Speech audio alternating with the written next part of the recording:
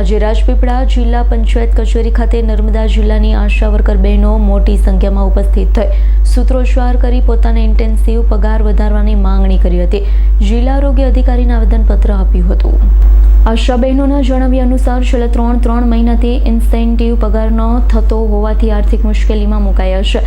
માત્ર 2000નો ઇન્ટેન્સિવ મળે છે। મોંઘવારીના જમાનામાં 2000ના તેલનો ડબ્બો પણ આવતો નથી, ત્યારે તેમણે ઇન્ટેન્સિવ વધારવાની પણ માંગણી કરી હતી। આશા વર્કર બહેનોએ ચીમકી આપી હતી કે જો આ મહેનતાણું નહીં મળે તો હવે પછી અમે કોઈ કામગીરી કરશું નહીં। નર્મદા જિલ્લાની 700થી વધુ આશા વર્કર બહેનો સગર્ભા બહેનોથી માંડી અને મહત્વની આરોગ્યલક્ષી કામગીરી કરતી હોવા છતાં તેમને ત્રણ મહિનાથી મહેનતાણું ન મળે તે ગંભીર બાબત કહેવાય। જો કે આ અંગે આરોગ્ય અધિકારીએ 3 મહિનાથી ઇન્ટેન્સિવ મહેનતાણું મળ્યું નથી તે સ્વીકાર્યું હતું। તેણે કારણ જણાવ્યું છે કે સિસ્ટમમાં ફેરફાર થયો હોવાથી થોડું મોડું થયું છે, થોડી વાર લાગશે, હવે પછી રેગ્યુલર થઈ જશે। જો કે આશા વર્કર બહેનોએ જણાવ્યું હતું કે જ્યાં સુધી પગાર નહીં થાય ત્યાં સુધી અમે કોઈ કામગીરી કરીશું નહીં, જરૂર પડે ઉગ્ર આંદોલન પણ કરીશું। વધુમાં આશા બહેનોએ આવેદનપત્રમાં અન્ય માંગણીઓ અંગે પણ રજૂઆત કરતા જણાવ્યું છે કે આશા ફેસિલિટારનો 3 મહિનાથી પગાર મળ્યો નથી।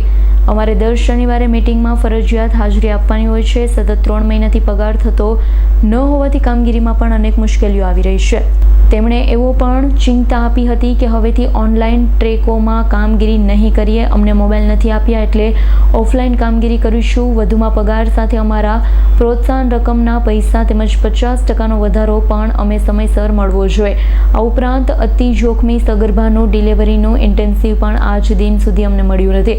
ઉપરાંત ચૂંટણીની મહત્વની કામગીરીમાં આશા બહેનો સવારે 7થી સાંજના 7 વાગ્યા સુધી ડ્યુટી અપનાવે છે, તેનું પણ આજ દિન સુધી ઇન્ટેન્સિવ મળ્યું નથી। જો તમે અમારી પાસે તમામ આરોગ્યલક્ષી કામગીરી કરાવવા માંગતા હોય તો સમયસર પગાર મહેનતાણું મળવું જોઈએ।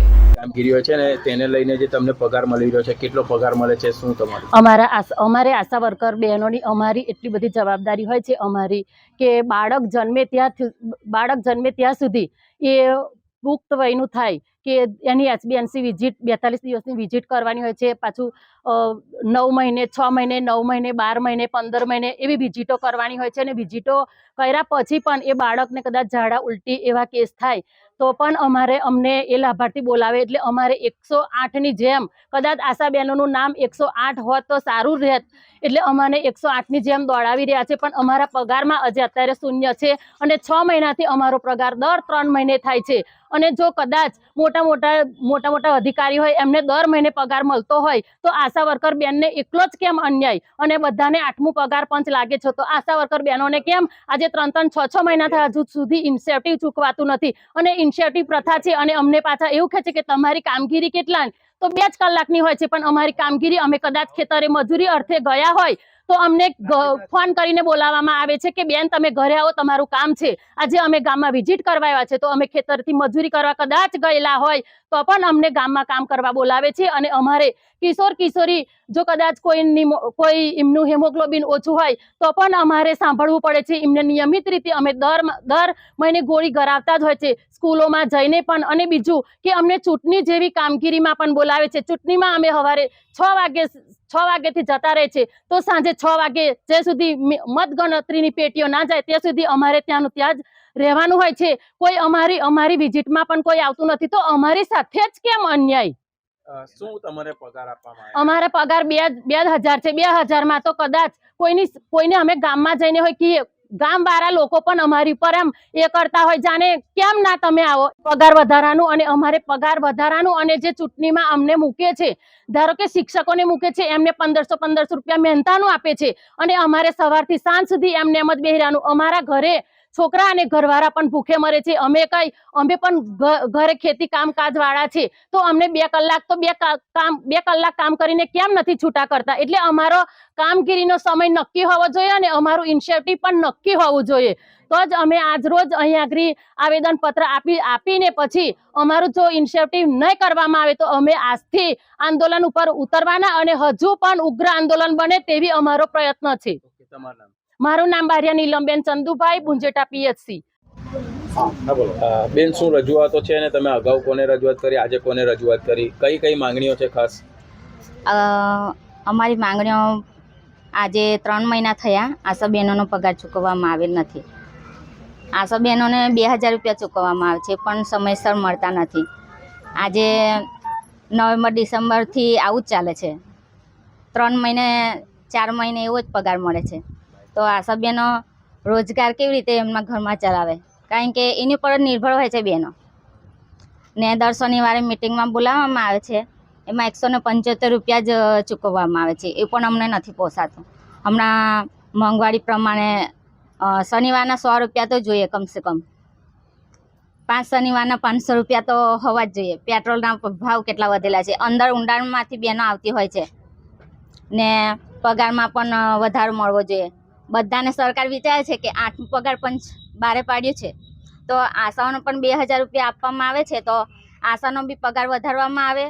આશાથી જ કામ થાય છે. ગામમાં અમે અડધી રાતે બી અમને ફોન આવે, અમુક માહિતી જોઈએ, અમે કંઈ ગયા હોય તો બી ના હમણાં જ માહિતી આપો એવી રીતે કહેવામાં આવે. તો અમે તાત્કાલિક આશા ઉપર જ બધું કામ ચાલે છે. આશા જ માહિતી આપે છે, આશા જ ગામમાં કામ કરે છે. તો આશા બાજુ બી સરકારે જોવું જોઈએ, એને પણ સમયસર બધું મળવું જોઈએ, જે કંઈ લાભ છે ને પગાર. ખાસ આશા વર્કર બેનની શું કામગીરી હોય છે? મહત્વની કામગીરી કઈ હોય છે? તમારી કામગીરી આશાની કામગીરી સગર્ભાથી માંડીને મતલબમાં સમજો કે જ્યાંથી જન્મ્યું ને ત્યાંથી એ જતું રહી રહે ત્યાં સુધીની આશાની જવાબદારી હોય છે. તમે એક કામ કરો, એકતા વર્કર બેન. આશા વર્કર બહેનોની બાળક જન્મ થયા ત્યાંથી એ મરણ પામે ને ત્યાં સુધીની જવાબદારી હોય છે. બાળક ઘર ગૃહ મુલાકાત કરવાની હોય છે, બાળકોને જોવાના છે. HbNC HbYC થી માંડીને કોઈ બીમાર થયું હોય, અડધી રાતે બી કોઈને કંઈ થાય ને તો આશા બેન જ 108 બોલાવીને જોડે પણ જાય છે. બધી જ સેવા આશા જ આપે છે. એને લઈને આ પગાર ને એને લઈને જ અમે કે આશા ઉપર આટલો બધો કામનો ભાર મૂકવામાં આવે છે, તો સરકારને આશા બાજુ બી જોવું જોઈએ, પગારમાં વધારો કરવો જોઈએ, જેથી અમારું બી ગુજરાન ચાલે, અમારે પણ ઘર સંસાર હોય. ક્યાં રજૂઆત કરી છે તમે અત્યારે? અમે